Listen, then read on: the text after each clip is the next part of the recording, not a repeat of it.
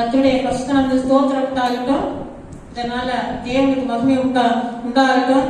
ஆண்டவர் உங்களை ஆசீர்வதிப்பார். இந்த நாளை கூட்டி வந்திருக்கிறார். உங்க எல்லாருக்காகவும் ஆண்டவருக்கு நாள நினைவு கூட்டுதலா நீங்க எல்லாரும் நிறைய பேர் படிச்சிருப்பீங்க, வசனத்தை படிச்சிருப்பீங்க. சில நாள ஞாபகம் இல்லாதபடி அதை விட்டு போயிருந்திருக்கலாம். இன்னைக்கு சாட்சியோட உங்க மத்தியில இந்த வசனங்களை வாசித்து காட்டுறேன். எடுத்தவங்க கொஞ்சம் வாசிக்க முடியுமா?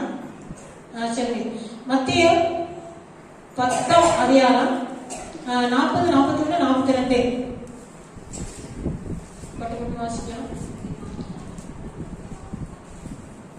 தீர்க்கதரிசி என்னும் நாமத்தின் நிமித்தம் 40 வாசி. உங்களை ஏற்றுக்கொள்கிறவன் என்னை ஏற்றுக்கொள்கிறார், என்னை ஏற்றுக்கொள்கிறவன் என்னை அனுப்பினவரை ஏற்றுக்கொள்கிறார்.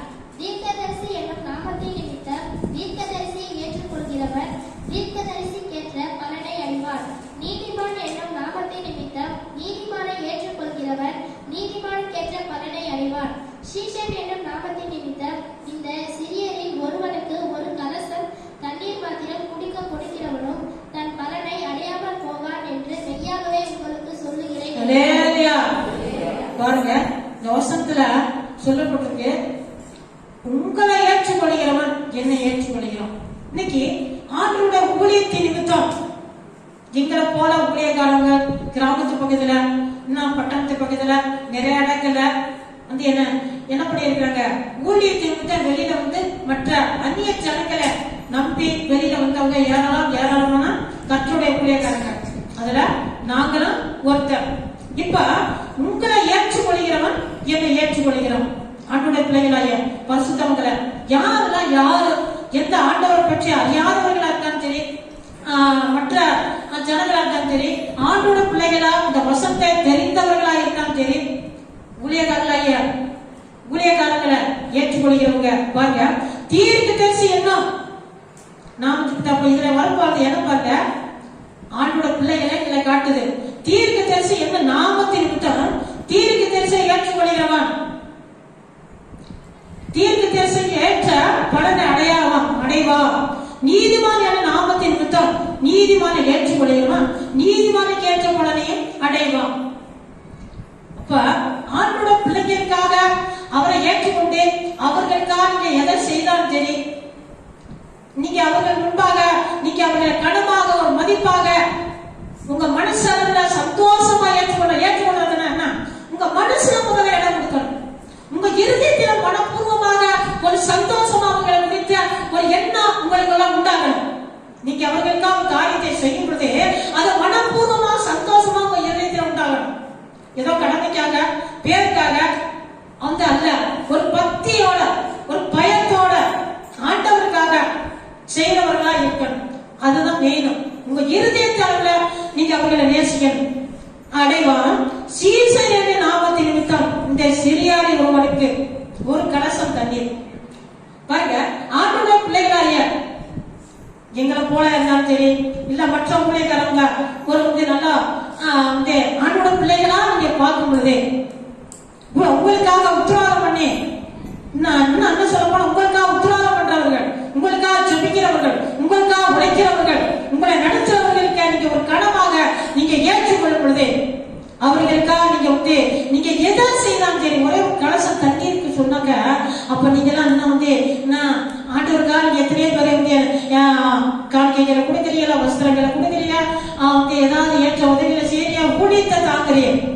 ஊழியத்தை செய்யும் பொழுது ஒரு கலசம் தண்ணீருக்கே இவ்வளவு நான் அடையாம போவதில்லைன்னு சொன்னா, அதே போல நீதிமான் தீர்க்கதரிசி இவர்களுடைய அபிஷேகத்தை நீங்க கடன் பண்ணி அவர்களுடைய இருதயத்தை நேசித்து அவர்களுக்கு ஏற்றது போல அவர்களை செய்ய கடமைகளை செய்யும் பொழுது கண்டிப்பாக என்ன செய்ய பலன் உண்டு ஆண்டவர் சொல்றார். நீங்க அவர்களை கனமாக நினைச்சு செய்யறது, உங்க இருதயத்துல ஒரு கனமாக நினைச்சு செய்யறது ஆண்டவர் பார்க்கிறார். வசனம் சொல்லப்படுறது மனுஷன் முகத்தை பார்க்கறான், கர்த்தரோ இருதயத்தை பார்க்கறான்னு சொல்லி இருக்கிறார். அப்ப நீங்க எந்த அளவுல அவர் கடமாக நீங்க ஊழியக்காரர்களை நினைக்கிறீங்க, தீர்க்கதரிசிகளை நினைக்கிறீங்களா, பரிசுத்தவங்களை நினைக்கிறீங்க, சீசர்கள் ஆண்டோட பிள்ளைகளை நீங்க எந்த அளவுல நீங்க நினைக்கிறீங்க, ஒரு கடமாக இதயத்துல நீங்க வந்து எனக்கு இருதயத்தை பார்க்கறேன்னு சொல்லிருக்காரு ஆண்டவர். அப்ப அப்படி நீங்க செய்யும் பொழுது ஆண்டவர் கண்டிப்பா அதுக்கு ஏற்ற பலனை நிச்சயமாக இன்னொரு வசனத்தை வாசித்து ஒரு சாட்சியை நம்ம மத்தியில சொன்னேன். எபிரேயர் 6:10.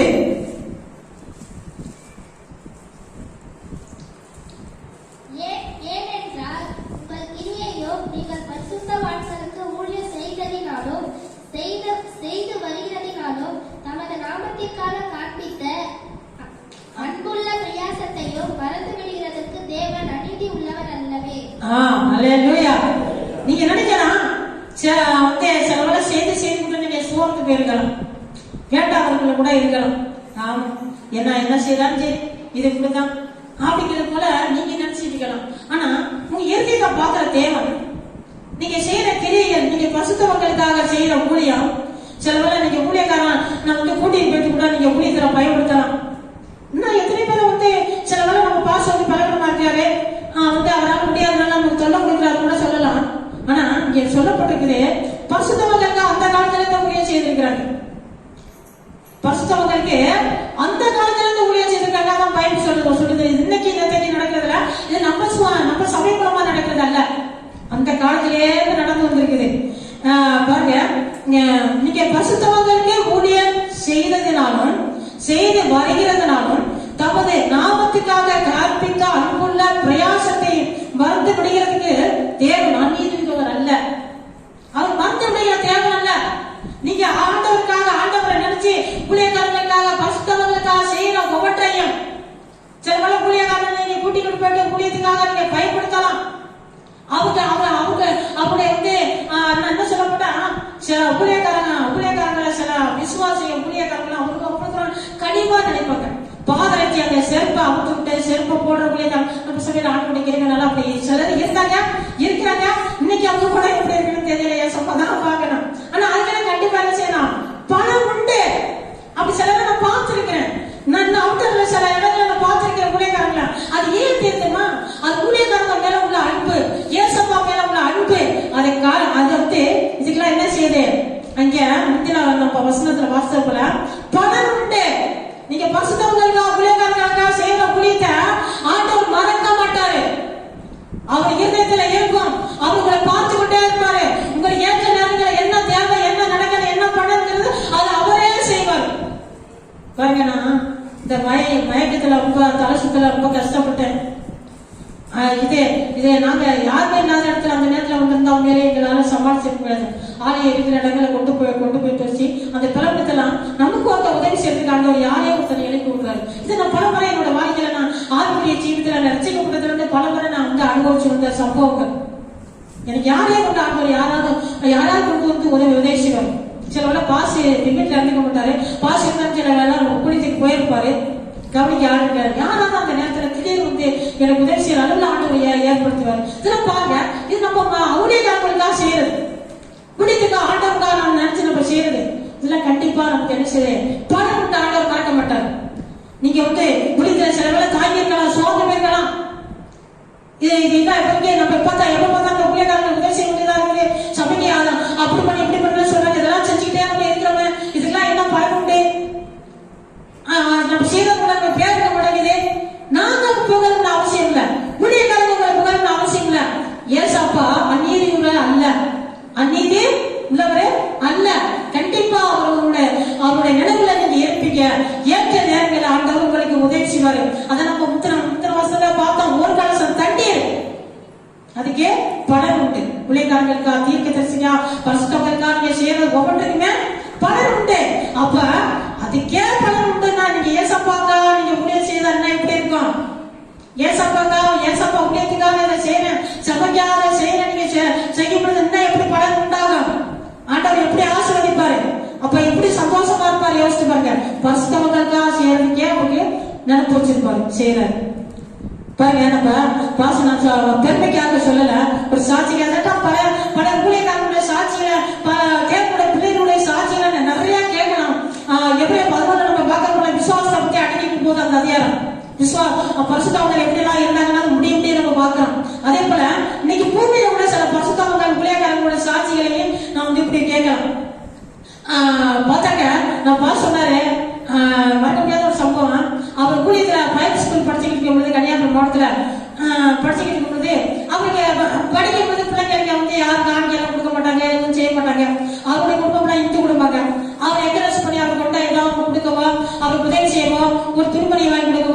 ஏதாவது செய்யவா ஆள் கிடையாது.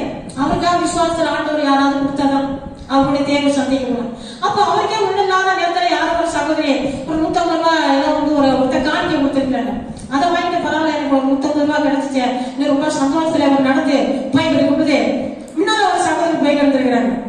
அந்த சகோதரி பத்தி ஆண்டவர் இவர்கிட்ட சொல்லியிருக்கான், அந்த 150 ரூபாய் எடுத்துட்டு போயிட்டு அதோட முன்னால போறா பாரு என் மகன் அவர்கிட்ட கொண்டாந்து அதை கொடுத்து இவங்க வந்து ஸ்பீடா நடந்து போயிட்டு அந்த அம்மா போயிட்டு சமைச்சு பார்த்தா இவருக்கு பழக்கமான ஒரு அம்மா.